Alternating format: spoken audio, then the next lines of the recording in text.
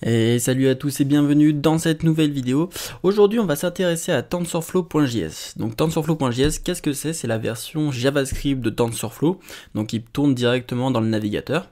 Donc c'est un framework qui a été, une librairie qui a été publiée en début d'année 2018 et qui à la base ça s'appelait deeplearning.js, donc c'était une librairie qui est complètement en fait à part de TensorFlow et qui ensuite du coup grâce à son développement et finalement le framework, la librairie marchait super bien, donc du coup ça a été intégré en fait directement dans TensorFlow, ça a été repris par TensorFlow.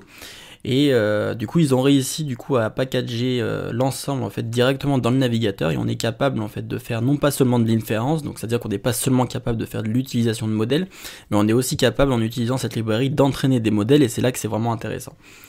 En fait, du coup, d'utiliser TensorFlow et de pouvoir faire du deep learning dans le navigateur, ça permet notamment de pouvoir partager finalement un modèle vraiment facilement. Donc, c'est-à-dire, mettons, si vous avez entraîné un modèle sur votre ordinateur et que vous voulez partager finalement comment ce modèle fonctionne, et pour pouvoir le montrer à n'importe qui, même des personnes qui ne seraient pas techniques, vous pouvez par exemple réaliser du coup une petite démo qui utilise qui peut être accessible depuis un navigateur et qui peut être testé finalement par n'importe qui, et c'est là que c'est vraiment intéressant d'utiliser ça. Donc la version JavaScript de TensorFlow, c'est vraiment un outil super pour pouvoir partager le contenu sur lequel vous travaillez, parce qu'en fait vous pouvez par exemple entraîner un modèle avec la version Python de TensorFlow, et une fois que ce modèle est entraîné, donc vous pouvez même par exemple l'entraîner aussi avec Keras depuis Python, et une fois que ce modèle est correctement entraîné, vous pouvez réutiliser le modèle en fait sauvegardé et l'importer dans le navigateur pour pouvoir simplement l'utiliser.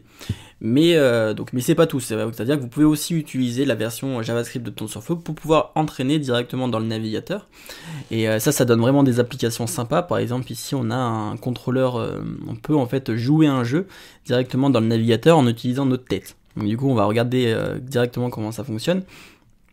Donc là hop, je mets ma caméra comme ça, donc si j'ai envie, donc là en fait il va falloir entraîner le modèle. Donc si vous ne comprenez pas exactement comment fonctionne l'entraînement d'un modèle de deep learning, je vous invite à regarder toute ma série que j'ai fait sur le deep learning, où j'explique comment ça fonctionne du coup l'entraînement d'un modèle. Donc l'entraînement d'un modèle, ça fonctionne avec des exemples, c'est-à-dire qu'il y a un réseau de neurones et il va falloir entraîner les poids de ce réseau pour pouvoir affiner le réseau.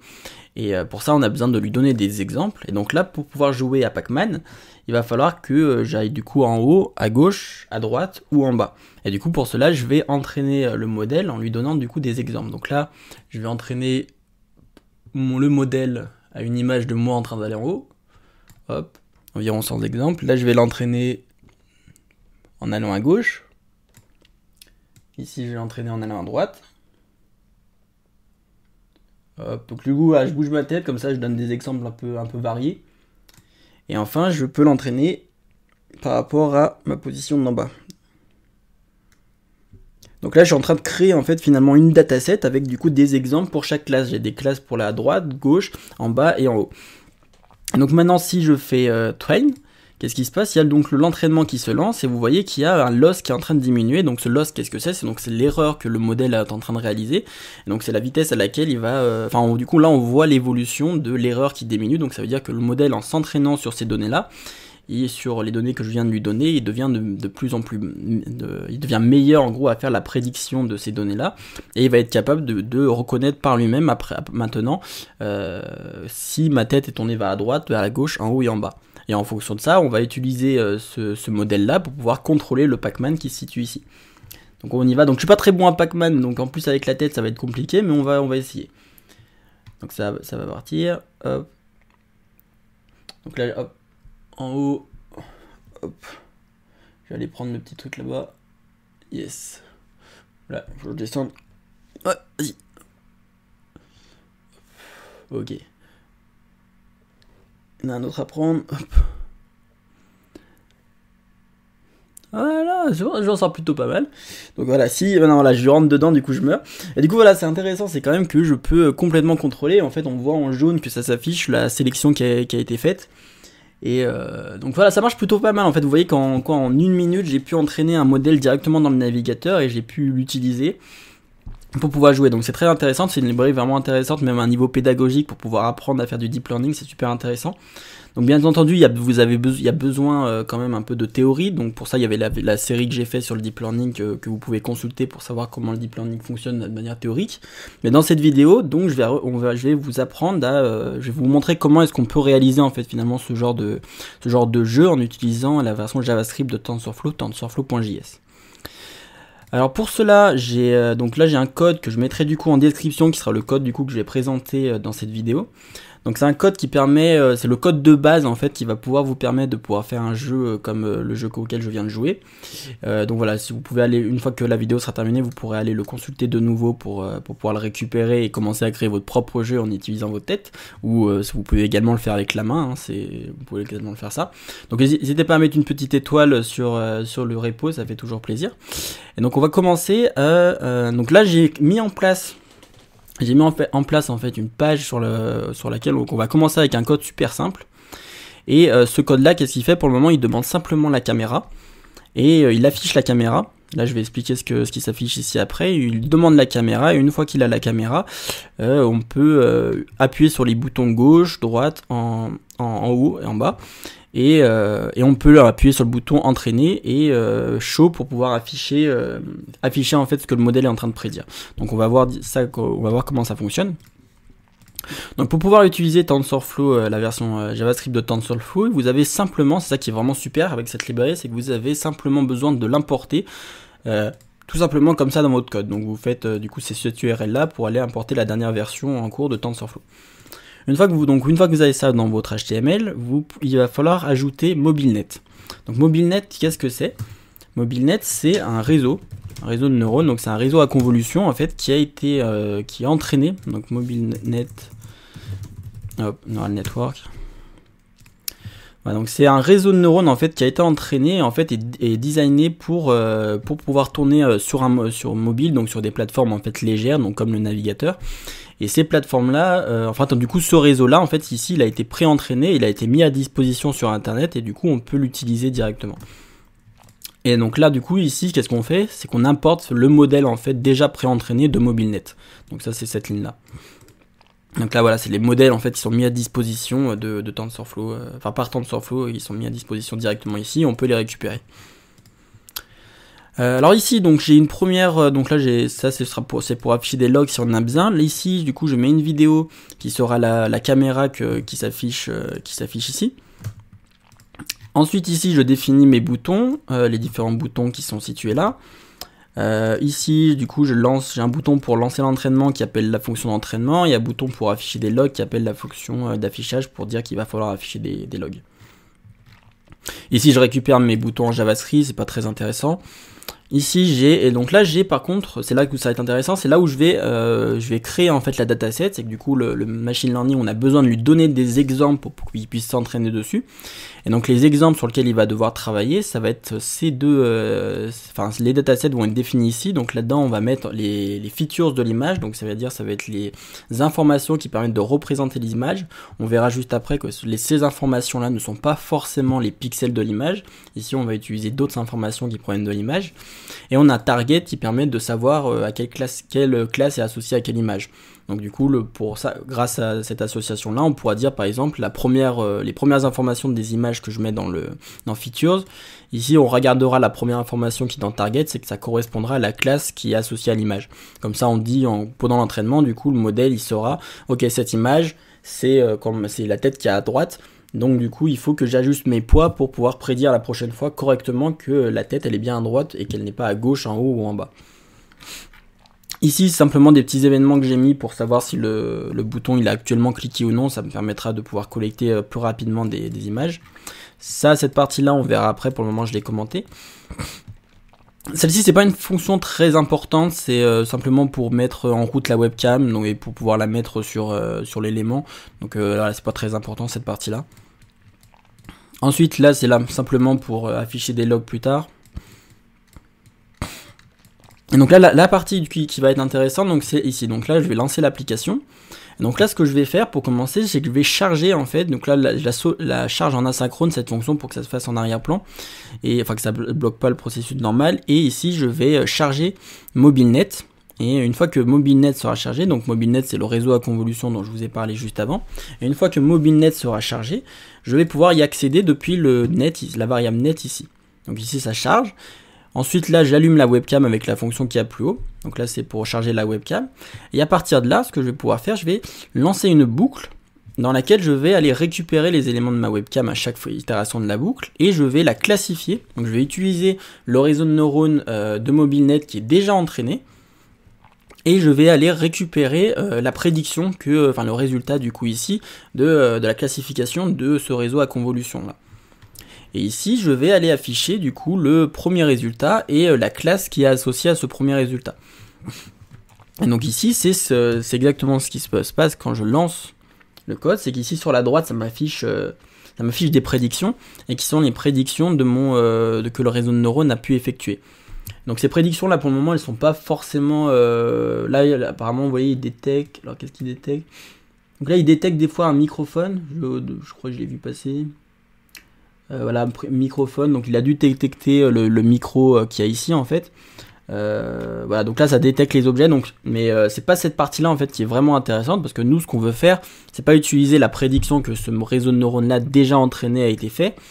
Nous on veut réutiliser ce réseau là pour prédire des nouvelles classes, des classes appropriées, des classes qu'on va lui définir, donc c'est à dire pour nous dans notre cas la tête à droite, la tête à gauche, en bas et en haut pour pouvoir jouer au jeu. Donc pour cela alors c'est pas ça, hop. Pour cela, du coup, ce qu'on va faire, c'est qu'on va non pas simplement récupérer la prédiction que le modèle a fait, mais nous, ce qu'on va vouloir faire, c'est récupérer des informations sur l'image. Et donc, les informations sur l'image, en fait, il faut savoir que le deep learning, qu'est-ce qui fait que le deep learning marche si bien, c'est qu'il est capable, finalement, à partir de plein de données qu'on lui donne, c'est de créer une représentation abstraite de ces données-là. Et c'est bien souvent une représentation finalement qui est condensée, puisque les informations condensées vont représenter en fait l'ensemble des données. Et on va pouvoir à un moment donné dans le réseau récupérer un vecteur. Et ce vecteur-là va capturer toutes les informations nécessaires à pouvoir classifier l'image. Et il se trouve que pour classifier ces images-là, ce vecteur finalement il va être assez représentatif de ce qui est contenu dans l'image. Et donc toutes ces informations-là qui vont être dans ce vecteur, on va nous pouvoir les réutiliser pour pouvoir classifier nous-mêmes notre réseau. J'avais fait une vidéo où je parlais de MNIST et comment à partir des pixels de l'image, il y avait donc 28 par 28 pixels dans l'image, donc 728 pixels on utilisait ces données-là en entrée pour pouvoir faire de la classification. Si vous n'avez pas vu du coup ma vidéo sur MNIST, c'est dans la playlist TensorFlow, donc vous pouvez aller voir. Et du coup à la place ici des pixels, nous on va récupérer un des vecteurs du réseau à convolution, donc c'est un des derniers vecteurs en fait dans le réseau à convolution qui va en fait vraiment représenter l'image et qui au lieu des pixels nous va être notre input, donc l'entrée de notre réseau. Et donc nous ce qu'on va faire c'est qu'on va simplement mettre 4 neurones en sortie. Et le rôle de ces 4 neurones là, comme MNIST on avait 10 neurones qui détectaient est-ce que le chiffre, donc 0, 2, 1, 2, 3, 4, 5, 7, 8, 9, et là en fait on va utiliser simplement 4 neurones pour prédire droite, gauche, en haut ou en bas. Donc du coup pour pouvoir récupérer ces features là, ces informations là, on va pas utiliser du coup Classify, donc ici on va arrêter d'utiliser Result, et on va utiliser donc Infer qui va nous donner justement un vecteur du coup représentatif de l'image. Donc là voilà, vous voyez que en fait si du coup ici j'affiche mon vecteur, ce qui va se passer, hop, j'autorise, c'est qu'ici j'ai un E, j'ai un E en fait, donc tu vois c'est pas un vecteur encore, en fait ici c'est ce qu'on appelle un tensor, donc c'est dans TensorFlow, c'est un objet en fait dans TensorFlow.js qui en fait stocke le vecteur en fait en mémoire. Donc on n'y a pas directement accès. Si on veut y avoir accès, on va utiliser features.buffer, donc on obtient le buffer qui est contenu dans ce vecteur et on obtient ici la valeur.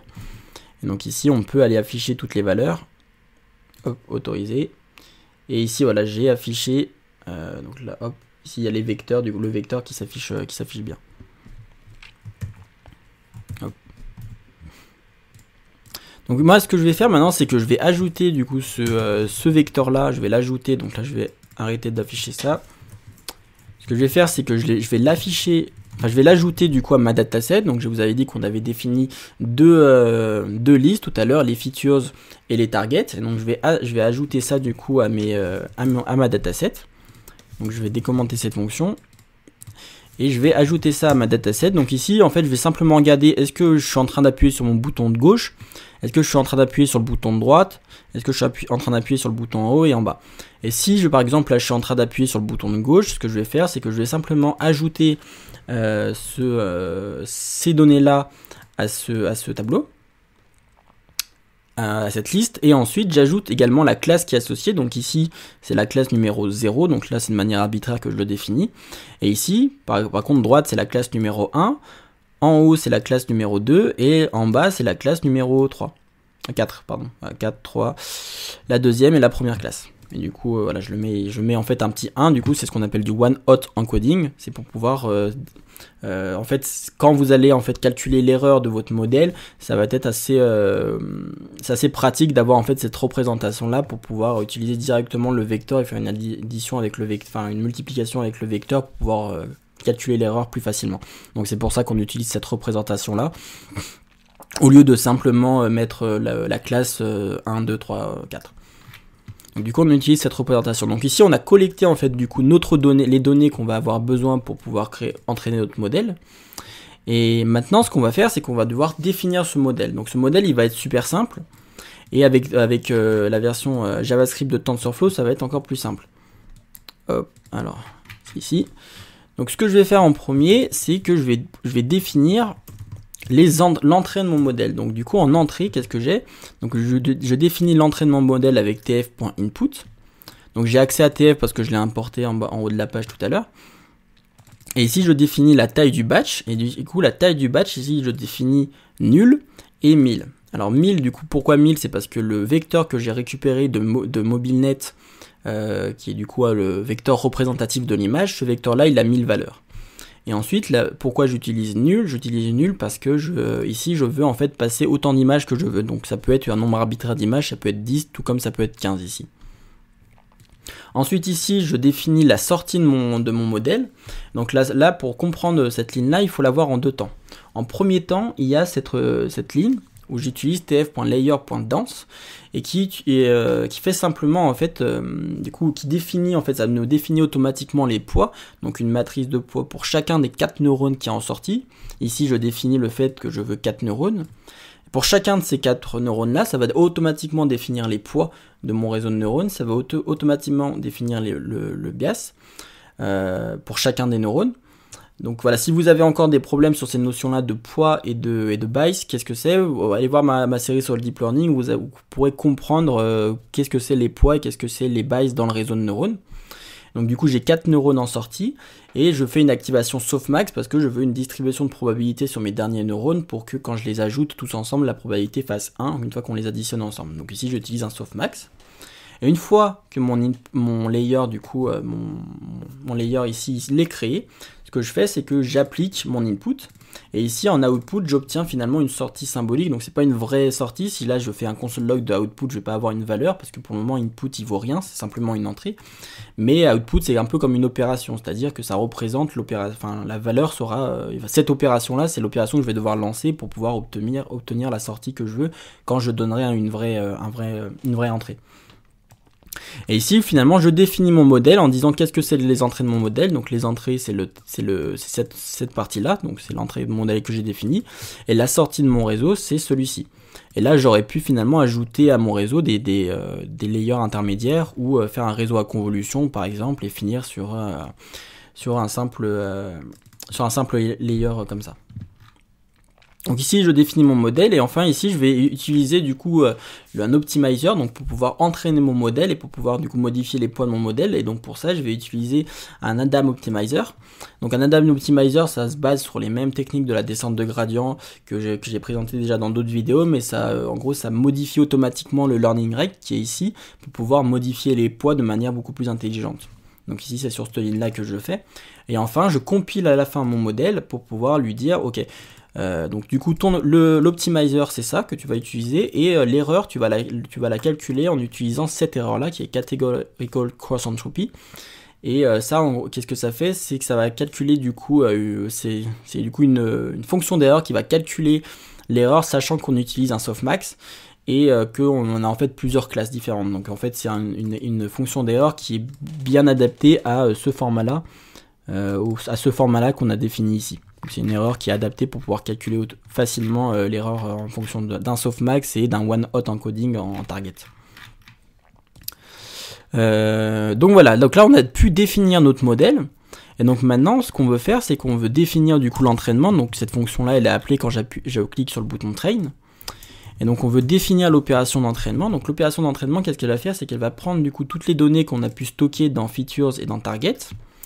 Et elle va les transformer ici. Elle va transformer du coup toutes ces données-là en un tensor. Donc en fait, TensorFlow, pour pouvoir travailler, pour pouvoir faire des opérations, il est obligé de pouvoir travailler avec des tensors. Donc donc du coup ici on transforme la liste qui est ici une liste JavaScript en tensor, donc dans TensorFlow, et ce tensor il va être stocké à l'intérieur d'un graphe qui est géré du côté du backend de TensorFlow.js.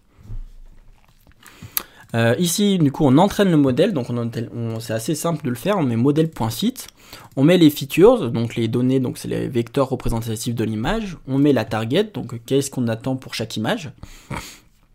Ici, on met du coup la taille du batch, donc ici on va mettre un batch de 32, et on va répéter cette opération d'entraînement 100 fois. Alors du coup là, je peux peut-être baisser, on va garder 100, on va mettre 75 et on attendra un peu. Ensuite ici, je mets un petit callback pour que à la fin de chaque époque, ça puisse m'afficher le loss que j'ai, donc l'erreur en fait courante qui est en train d'être pendant l'entraînement, j'affiche en fait l'erreur. Et ici, je fais simplement ça en fait pour pouvoir attendre, pour pas en fait bloquer le navigateur. Donc en fait, j'attends que le navigateur en fait recharge. Donc ça se fait un peu moins de toutes les secondes. Comme ça, ça évite de bloquer le navigateur pendant l'entraînement. Donc voilà. Donc là, je fais mon entraînement ici. Donc là, on a vu toutes les méthodes en fait importantes. Donc la création du modèle, comment on entraînait le modèle, comment on collectait les données, donc en utilisant le vecteur qui vient de MobileNet et qui représente l'image. Et enfin, du coup là, c'est tout ce que je vais faire ici, c'est du coup j'ai tout normalement pour pouvoir lancer le code. Donc on va voir ce que ça donne. Donc là, je vais relancer. On autorise. Donc là je lance, donc là je vais collecter du coup les images de quand je regarde à gauche. Bon là c'est inversé, mais moi je regarde à gauche ici. Hop. Donc là j'en collecte à peu près, voilà. J'ai collecté du coup à gauche. On va collecter à droite. Hop. On va collecter en haut. Hop. Et on va collecter en bas. Voilà. Donc maintenant, je vais lancer l'entraînement du modèle, donc train. Donc là, on voit qu'il y a le log qui a lancé. Et on voit du coup le loss, en fait. Donc ici, c'est l'erreur qui est en train de diminuer. Donc on commence à 1.3. Et donc là, en ce moment, hop, on en est à 1.0. Donc là, on va passer en dessous de 1 au niveau de l'erreur. Et donc on veut que l'erreur, forcément, soit la plus basse possible. Et donc là, on voit qu'elle est en train de diminuer. Donc c'est en train de lancer. Donc une question peut-être que vous pouvez vous poser, c'est comment est-ce qu'on peut entraîner finalement un modèle de deep learning dans le navigateur de manière si efficace. Et donc là, et comment on peut du coup utiliser un réseau de convolution et comment ça fait comment ça fonctionne. Donc en fait, il faut savoir que par exemple quand vous utilisez Python et que vous allez entraîner un modèle, ce qui se passe, les opérations généralement derrière elles passent en C pour pouvoir déjà être effectuées plus rapidement. Et s'il y a une carte graphique qui est disponible, alors du coup tous les calculs vont être déportés sur la carte graphique pour pouvoir tout effectuer très rapidement.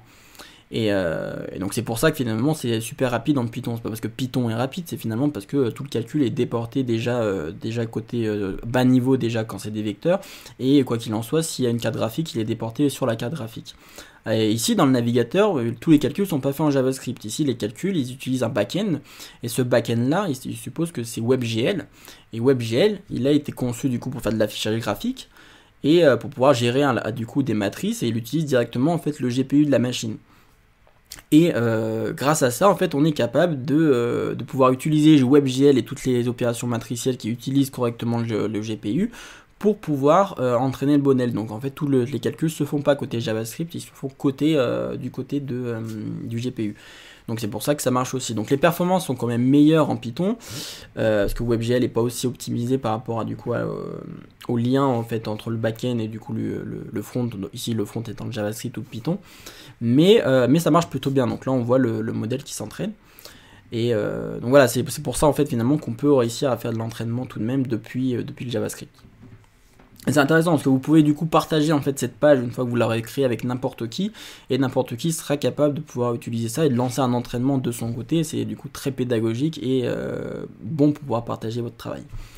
Donc là on en est à 0,2, donc je pense que l'entraînement va bientôt se terminer. On est en train un peu de stagner pour le moment ici. Donc là j'espère que ça va bientôt terminer, je pense.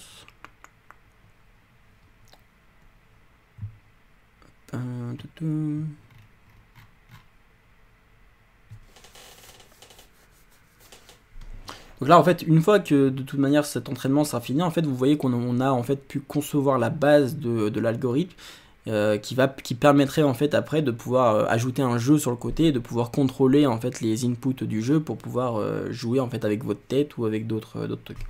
Donc là c'est terminé. Donc là j'espère que j'avais bindé le bouton show, et donc là je vais afficher du coup la prédiction du modèle. Donc hop, je vais me décaler ici, j'ai affiché la prédiction du modèle ici, donc je vais mettre show.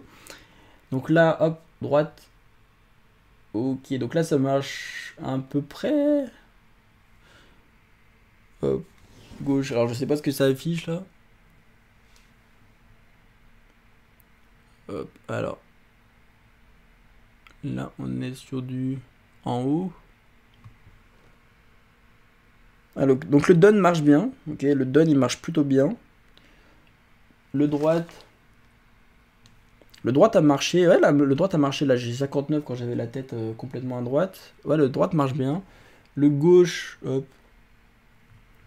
Le gauche a un peu moins bien marché. Et en bas, ça a l'air de bien marcher. Le done a l'air de plutôt bien marcher. Voilà, là on est à done, le done marche plutôt bien. Donc voilà, c'est pas parfait. Mais vous voyez que c'est déjà la petite brique en gros qui va vous permettre de pouvoir commencer à créer votre propre truc de votre côté. Donc là c'est pas parfait parce que j'ai le modèle du coup est pas forcément parfait, mais j'ai essayé de le faire simple pour que vous puissiez facilement le réutiliser de votre côté, enfin pour que vous puissiez facilement comprendre comment la version de JavaScript fonctionne, enfin comment TensorFlow en JavaScript fonctionne. Donc j'ai essayé de faire un modèle assez simple. Donc là, il y a d'autres exemples que vous pouvez utiliser pour la version de JavaScript. Donc il y a ce petit démo que vous pouvez utiliser depuis votre portable, ça marche aussi depuis le portable. Il y a aussi celui-ci qui est à peu près similaire à celui-ci. Là, il y a un truc pour pouvoir jouer du piano automatiquement, donc c'est intéressant. Celui-ci est aussi assez cool. PoseNet, donc c'est pouvoir en fait automatiquement en fait ça utilise en fait un modèle aussi déjà entraîné pour pouvoir détecter les parties de votre corps. Donc ça peut être pas mal si vous voulez faire un jeu en fait avec de l'animation où vous bougez devant la caméra, ça peut être cool. Et enfin, il y a du coup toute une partie que je vous invite vraiment à aller voir qui elle va vous décrire déjà les concepts principaux de TensorFlow, de TensorFlow.js. Comment du coup faire un entraînement simplement.